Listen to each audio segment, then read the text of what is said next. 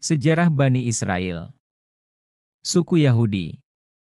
Yahudi adalah nama satu suku bangsa dari bangsa Bani Israel. Bani Israel terdiri atas 12 suku bangsa, di antaranya Yahudi keturunan Yahod anak Israel. Israel sendiri adalah gelar bagi Nabi Yakub. Nabi Ibrahim beristri dua, yakni Sarah binti Harun yang melahirkan Nabi Ishak dan Hajar yang melahirkan Nabi Ismail. Nabi Ismail mengembara di Bakah dan kelak, seorang keturunannya yang bernama Adnan menurunkan Arab Quraisy. Menurut kitab Qisyasul Anbiya Ibnu Katsir, Hajar adalah seorang putri bangsa Kipti, Mesir. Sejarah singkat Bani Israel. 1. Ketika Sarah ditawan Fir'aun untuk dijadikan selir, Allah memberikan pertolongan kepada Sarah sehingga Fir'aun merasa takut dan gagal menjadikan Sarah sebagai selirnya. Karena gagal menjadikan Sarah sebagai selir, Fir'aun hendak menjadikan Sarah sebagai budak Hajar. Namun, pada akhirnya Hajar pun dihadiahkan kepada Nabi Ibrahim. Masih dalam Qisyasul Anbiya Ibnu Katsir, disebutkan bahwa istri Nabi Ibrahim yang terkenal hanya dua, sementara masih ada dua lainnya yang kurang terkenal yaitu Kantura binti Yaktan dan Hajun binti Amin.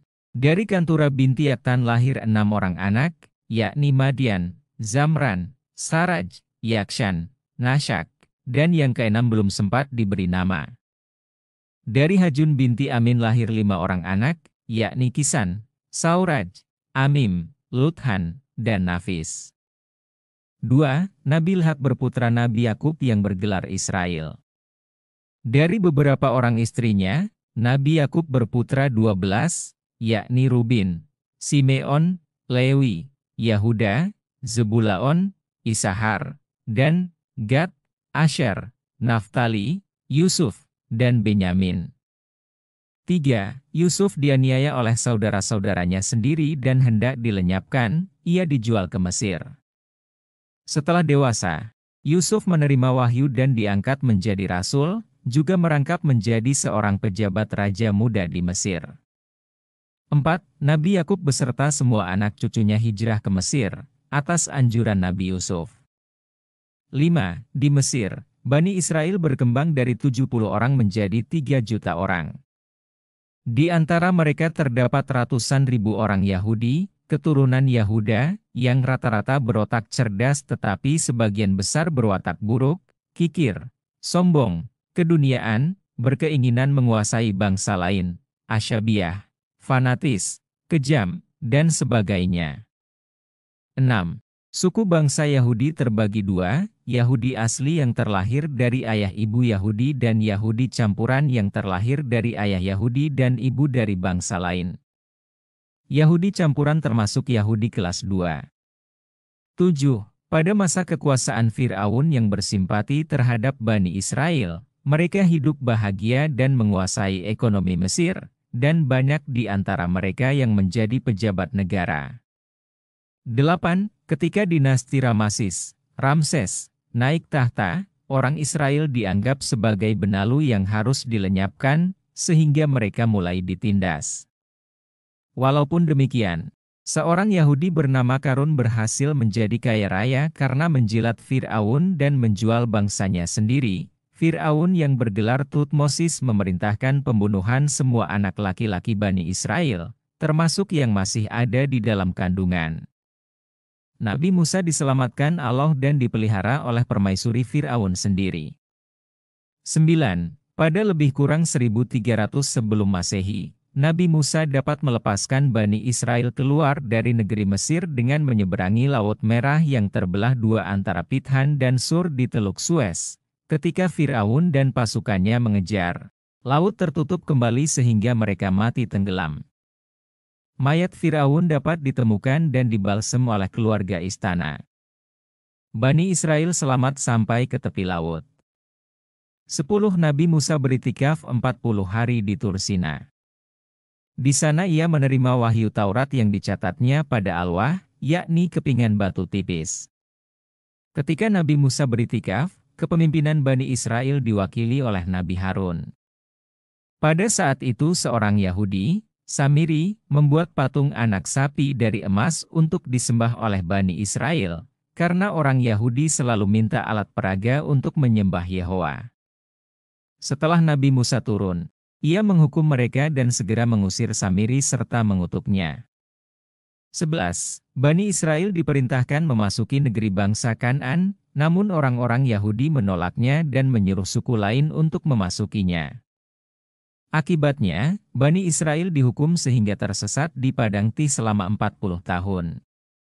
Pada masa itu wafatlah Nabi Harun dan tak lama kemudian Nabi Musa pun wafat dalam usia 120 tahun. Kepemimpinan Bani Israel kemudian dipegang oleh Nabi Yusha bin Nun. 12. Talut, Saul, berhasil memimpin tentaranya memasuki negeri Kan'an. Menantu Talut yakni Nabi Daud berhasil membunuh Jalut, Goliat. 13. Talut diangkat menjadi raja Bani Israel, dan kelak dilanjutkan oleh Nabi Daud yang memerintah berdasarkan hukum Taurat dan Zabur. 14. Nabi Daud digantikan oleh putranya Nabi Sulaiman, 975–935 sebelum Masehi. Pada masanya dijalin hubungan dengan negeri Saba, Mesir, dan negeri-negeri yang bertetangga. Nabi Sulaiman mendirikan Masjid Al-Aqsa yang disebut Haikal Sulaiman oleh orang Yahudi. Ahli sejarah agama berpendapat bahwa Masjidil Aqsa yang didirikan oleh Nabi Sulaiman itu merupakan turunan dari Masjidil Aqsa yang didirikan oleh Nabi Ibrahim, 40 tahun setelah pendirian Masjidil Haram. Masjidil Aqsa pada zaman Nabi Ibrahim mungkin berupa sebuah kemah di Urshalim. Dalam pengembaraannya, Nabi Yakub cucu Nabi Ibrahim melewati Sahur. Ketika melewati Urshalim, ia mendirikan kemah dan membangun masjid sederhana di atas tanah yang dulu ditinggalkan oleh Nabi Ibrahim, setelah membelinya dari Syakim bin Jamur. Masjid yang telah dibangun setengah permanen itu ditinggalkan karena berhijrah ke Mesir. Masjid ini mengalami kehancuran karena dimakan usia. 15. Sepeninggal Nabi Sulaiman, kerajaan Bani Israel terpecah dua. A. Kerajaan Yudea yang beribu kota di Yerusalem. Rahbiam diangkat menjadi raja karena dianggap pewaris pusaka Bani Israel. Kerajaan Yudea didukung bangsa Yahudi dan bangsa Benyamin. B. Kerajaan Israel yang beribu kota di Samaria dan didukung oleh 10 suku bangsa Israel. 16. Pada tahun 722 sebelum Masehi, kerajaan Israel direbut Raja Tiglat-Fileser dari Asiria, sebagian pemimpinnya dijadikan budak belian dan dibuang ke Asiria. Pada tahun 606 sebelum Masehi, kerajaan Yudea direbut Raja Nebukadnezar dari Babilonia. Haikal Sulaiman dihancurkan dan orang-orang Yahudi dibuang ke Babilonia sampai tahun 539 sebelum Masehi. Orang-orang Yahudi mencoba memberontak, tetapi mereka ditumpas dengan kejam. 17. Pada tahun 536 sebelum Masehi, Sirus Kaisar Persia mengizinkan orang-orang Yahudi pindah ke Palestina kembali. 18.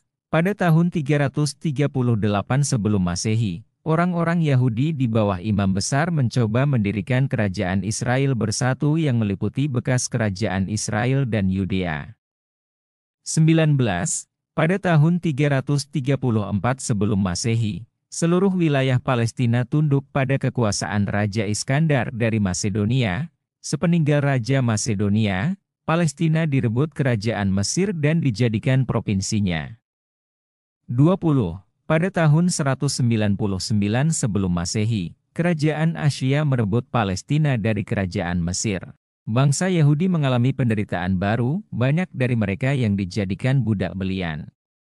21. Pada tahun 142 sebelum Masehi, bangsa Yahudi menghimpun kekuatan, memberontak, dan berhasil mendirikan kerajaan Yudea baru. Kerajaan Yudea baru tidak berlangsung lama, karena ketamakan bangsa Yahudi yang ingin berusaha merebut wilayah kerajaan lain, sehingga akhirnya mereka sendiri yang hancur.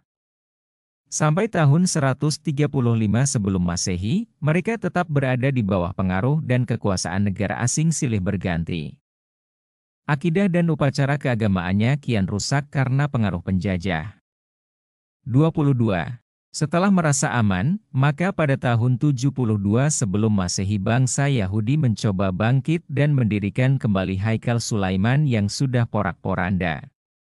23. Pada tahun 63 sebelum Masehi, Haikal Sulaiman dihancurkan pasukan Romawi, seluruh daerah Palestina, Syria, dan sebagian wilayah Irak dijadikan wilayah Romawi. Karena imam-imam Yahudi dapat mengambil hati penguasa, Romawi pun membantu pendirian Haikal Sulaiman. Haikal Sulaiman akhirnya dapat berdiri kembali, tetapi konon banyak mengadopsi gaya kuil Greek dan Romawi. 24. Pada tahun 70 Masehi, gerakan-gerakan Yahudi menghimpun kekuatan untuk melepaskan wilayah Palestina dari kerajaan Romawi. Pasukan Romawi segera memadamkan pemberontakan itu secara kejam. Haikal Sulaiman dihancurkan sehingga hanya tertinggal sebagian puing dindingnya. Kini, puing dinding itu mereka sebut Al-Makbah, dinding ratapan.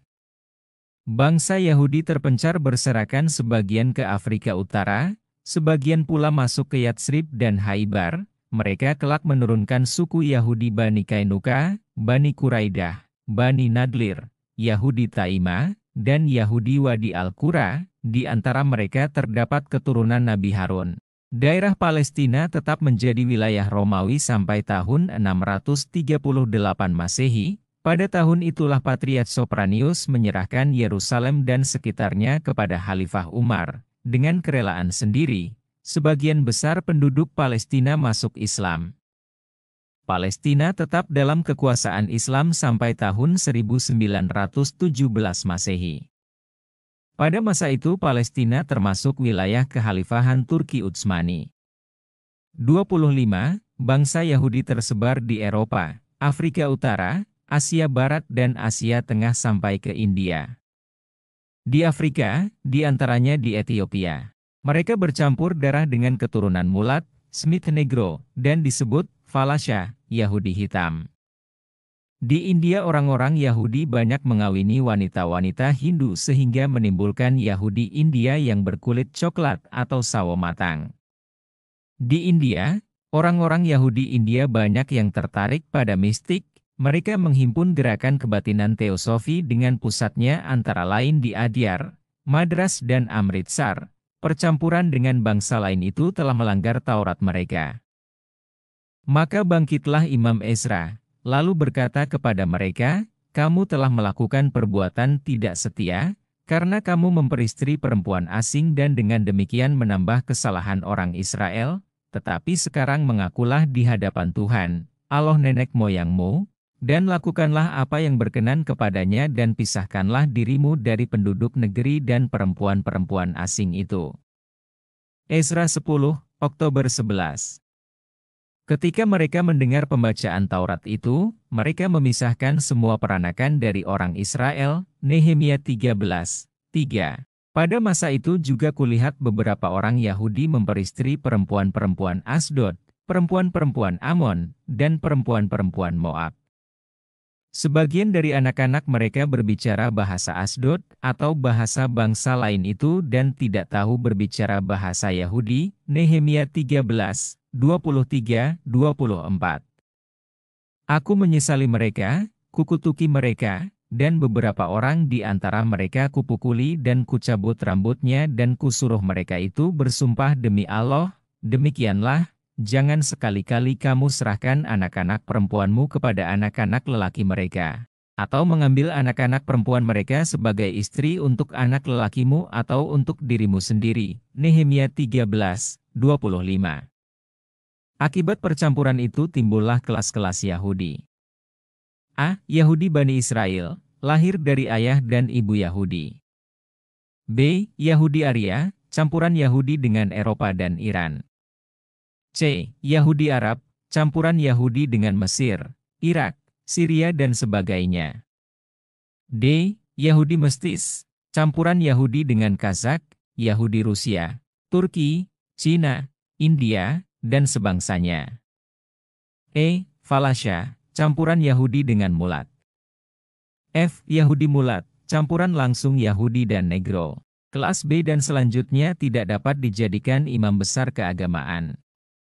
Dalam organisasi Freemasomi, kelas B, C, dan D hanya dapat dijadikan pimpinan penggerak. Kelas E dan F hanya boleh dijadikan tukang pukul dan pekerjaan yang sesuai dengan itu.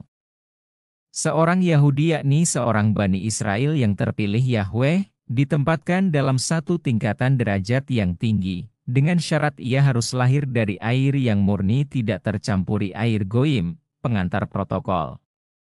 Kemurnian keyahudian tidak tergoyahkan paham yang ia anut, baik ia seorang Kabbalah, seorang Nasrani, seorang Teosofi, seorang kahin, ataupun seorang Muslim, ataupun ia seorang ateis. Kemurnian keyahudian hanya terkotori satu kotoran yakni terkotori darah goyim, pengantar protokol. Seorang Yahudi harus menjadi penebar bibit paham, dimanapun ia diam dan bukan bibit agama Musa, karena seorang goyim tetap goy, walaupun mereka menganut agamamu dan melaksanakan adat istiadatmu, hanya kamu dapat mengendalikan mereka demi kepentingan Israel bangsa terpilih, pengantar protokol.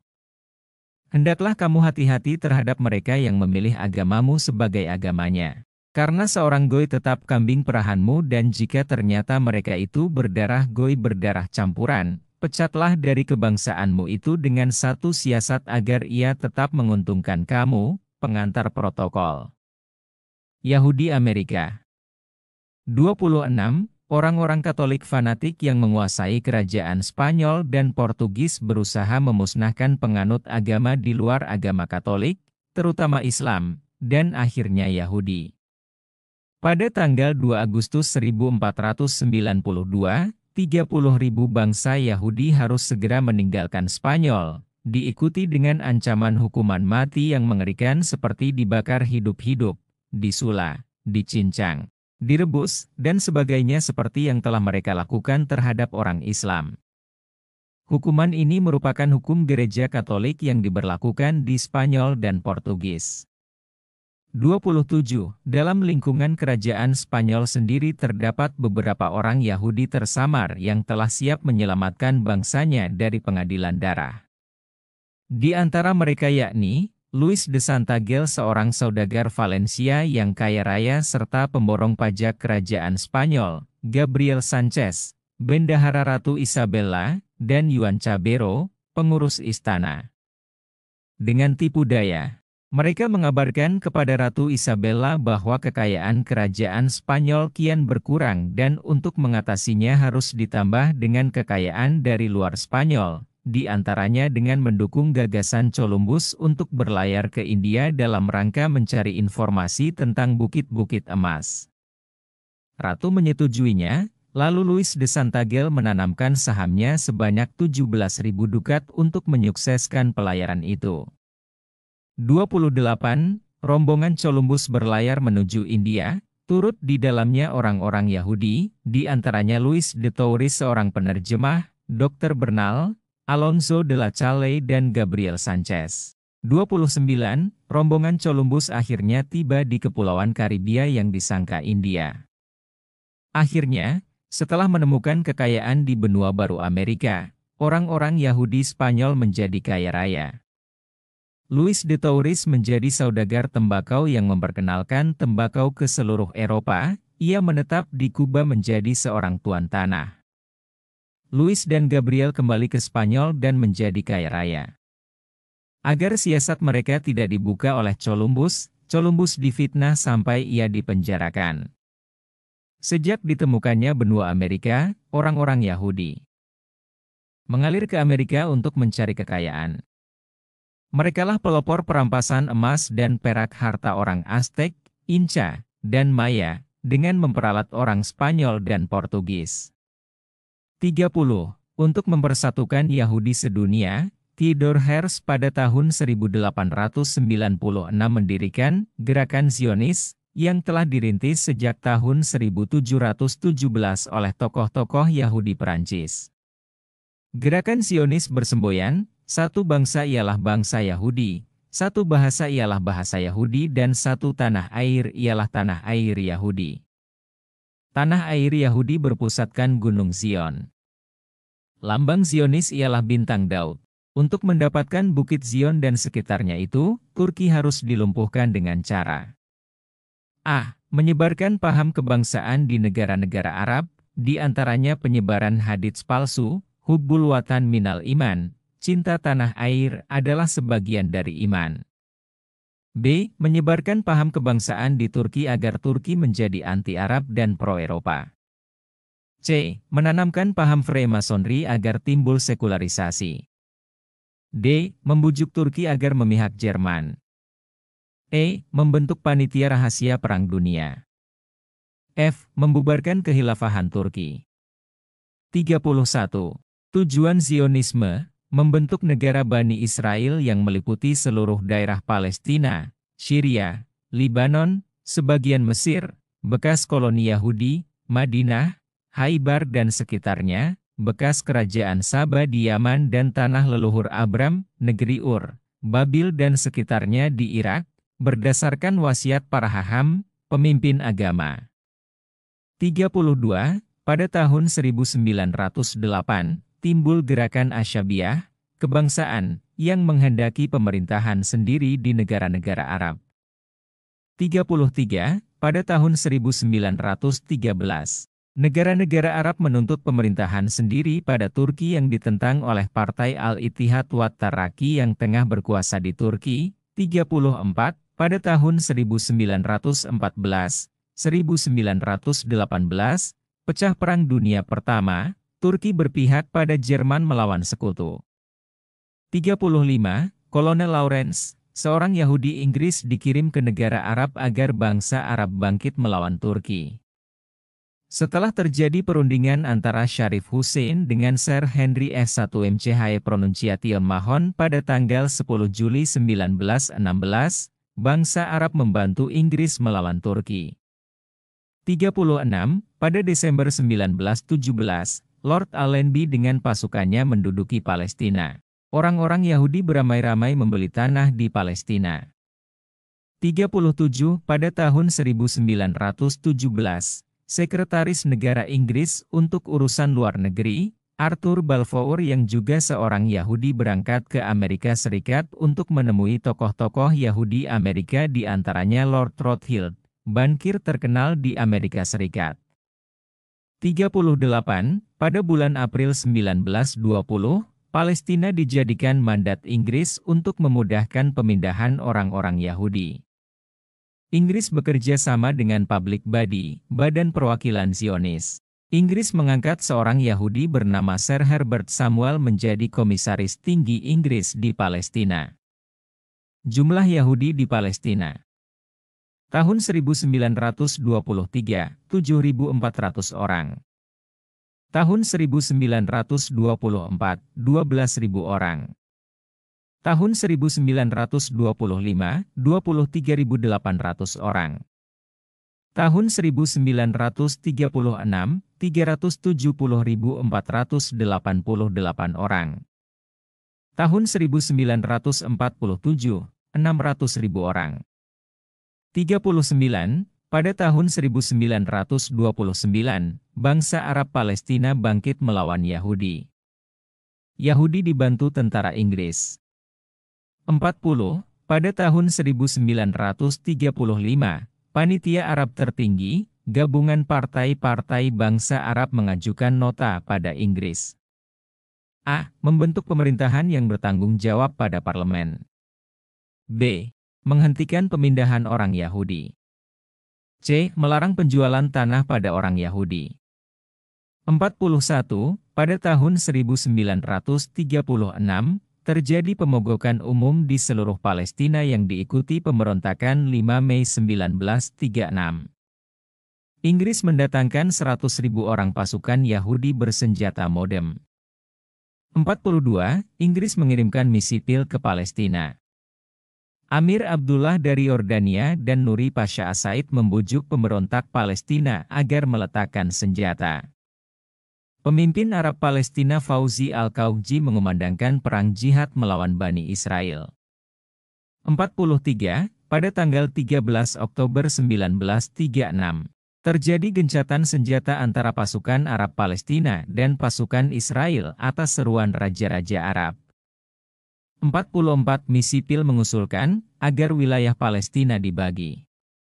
A. Daerah subur tepi pantai sebelah utara, Tel Aviv dan daerah Galilea Utara termasuk Haifa dan Akka, menjadi milik Bani Israel untuk dijadikan pusat negara Yahudi. B. Daerah selebihnya digabungkan dalam kerajaan Arab Yordania.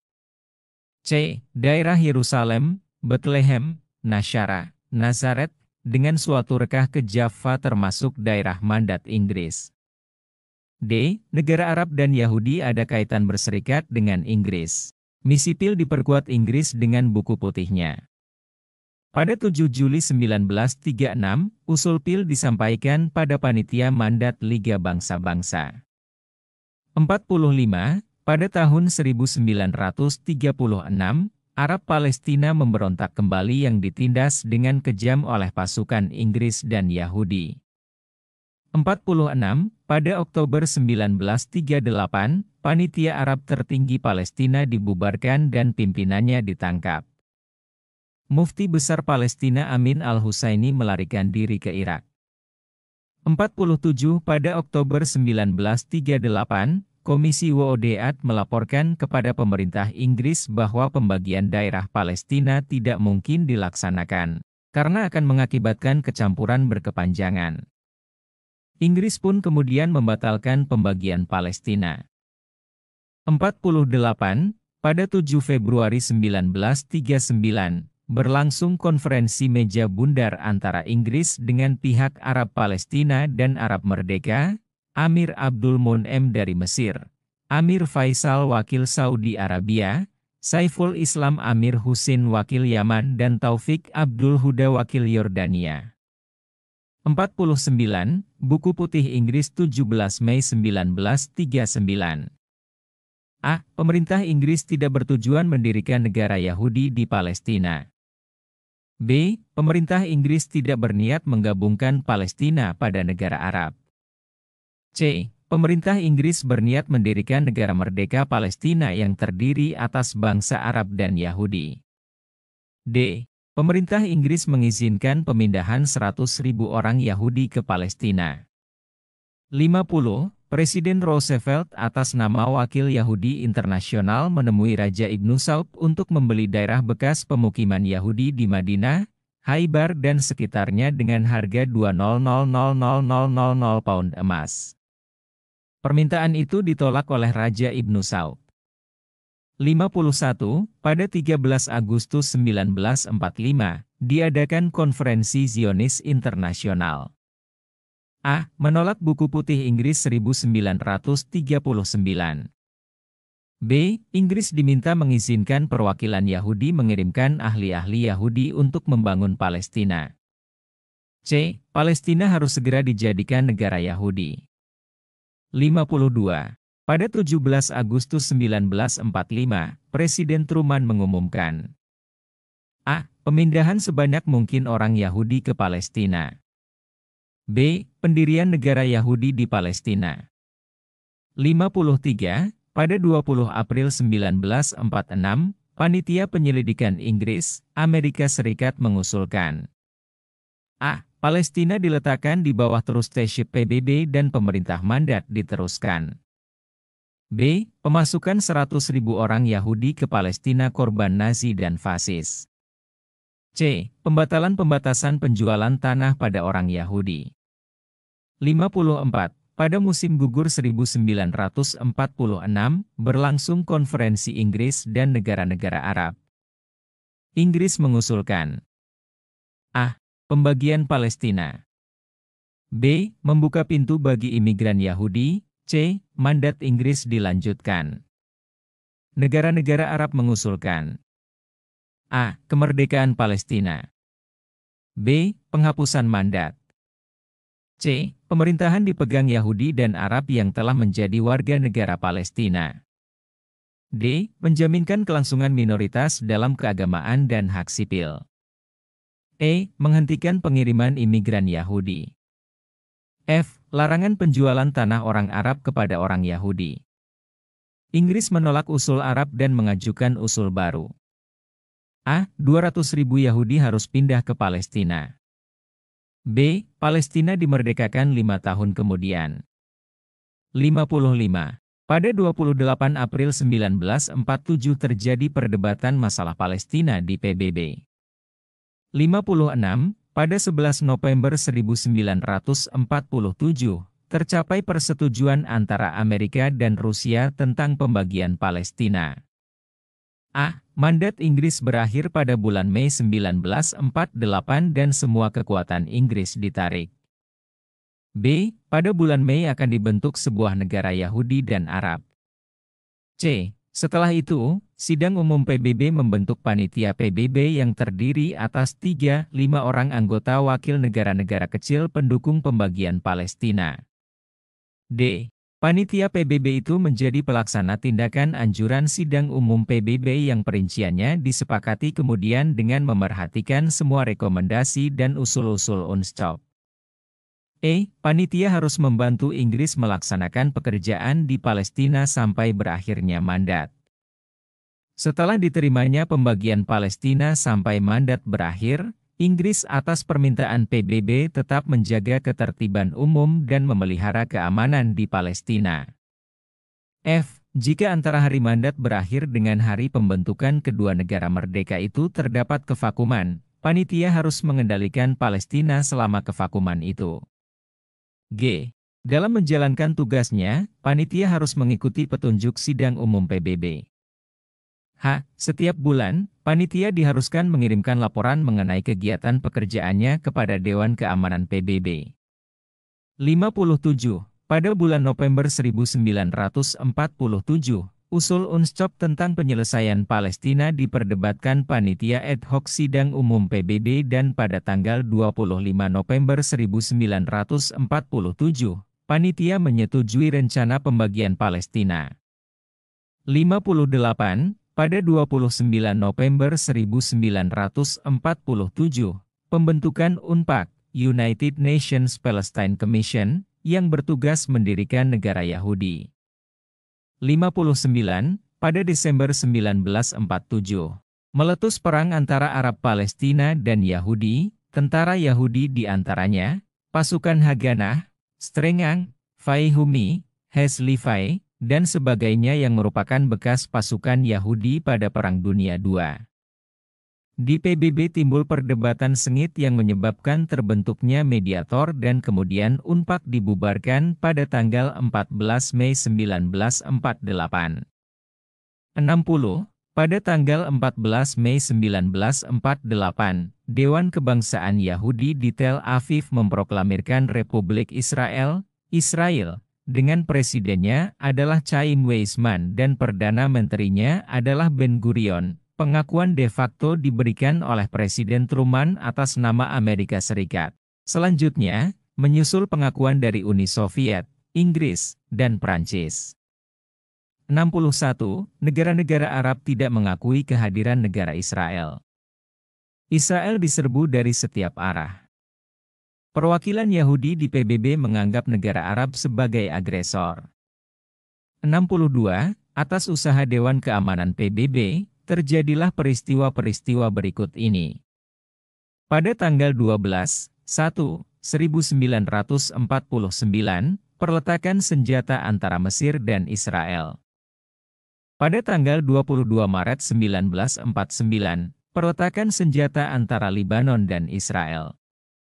Pada tanggal 3 April 1949, perletakan senjata antara Jordania dan Israel. Pada tanggal 10 Juli 1949, perletakan senjata antara Syria dan Israel. Pada tanggal 1 Agustus 1949, pengakuan de jure dari Amerika Serikat atas Israel. 63. Republik Israel berusaha keras melaksanakan program-program Zionis dan Freemasonry, di antaranya. A. Melebarkan sayap kekuasaan. B. Memperbanyak keluarga Yahudi. C. Melenyapkan bangsa Arab Palestina. D. Melestarikan bangsa, budaya dan bahasa Yahudi. E. Mendukung usaha-usaha Freemasonry. F. Memperkuat diri. Freemasonry Internasional dengan menggunakan 1001 siasat telah berhasil membentuk negara Israel, menghancurkan kekhalifahan Turki Utsmani dan menjual paham-pahamnya ke seluruh dunia. Dukhan Al-Masuniyah 171. Setelah Israel terbentuk, Israel harus mengembangkan diri menjadi sebuah negara besar dan merupakan negara induk. Semua negara-negara Goyim harus bertekuk lutut, wasiat Imam Besar, Dukhan Al-Masuniyah 171. Pergerakan orang-orang Yahudi. Sesungguhnya orang-orang Yahudi mempunyai 3 pergerakan pokok, yakni 1. Gerakan keagamaan yang dipimpin rahib-rahib. 2. Gerakan kebangsaan yang tergabung dalam Suhyuniyah, Zionisme. 3. Gerakan yang melibatkan bangsa Goyim, menurut istilah Yahudi yakni bangsa di luar Yahudi, tergabung dalam Masuniyah, Freemasonry. Gerakan keagamaan. Pokok agama orang Yahudi dan Bani Israel lainnya ialah agama yang diajarkan oleh Nabi Musa dan nabi-nabi Bani Israel lainnya kecuali Nabi Isa. Semula agama itu disebut Shalom. Berkitabkan Taurat, Zabur, dan kitab wahyu dari nabi lainnya seperti kitab Yosua, kitab Rut, kitab Samuel, kitab Ezra, Uzair, kitab Nehemia, kitab Ester, kitab Ayub, kitab Salomon, Sulaiman, kitab Yesaya, kitab Yeremia, kitab Yehezkiel, kitab Daniel, kitab Hosea, kitab Joel, kitab Amos, kitab Obadja, kitab Yunus, kitab Mika, kitab Nahum, kitab Habakuk, kitab Zefanya, kitab Hagai, kitab Zaharia, dan kitab Maleahi. Kitab-kitab ini dihimpun disatukan dengan kitab Taurat, Taurah, menjadi kitab kanon, atau kitab wasiat. Di samping Taurat terdapat Talmud yang berupa kumpulan asas hukum agama. Talmud berasal dari bahasa Ibrani yang berarti pengajaran. Talmud disusun oleh Azra seorang rahib sezaman dengan Raja Koreus dari Persia pada 539 sebelum Masehi. Talmud disempurnakan dengan tambahan dari Dewan Rahib yang terdiri atas 120 orang sehingga memuat 63 wasiat. Mereka menyusun Talmud berpokok dari ajaran Haham, pemimpin agama. Talmud mempunyai syarah yang banyak, di antaranya Gamarah.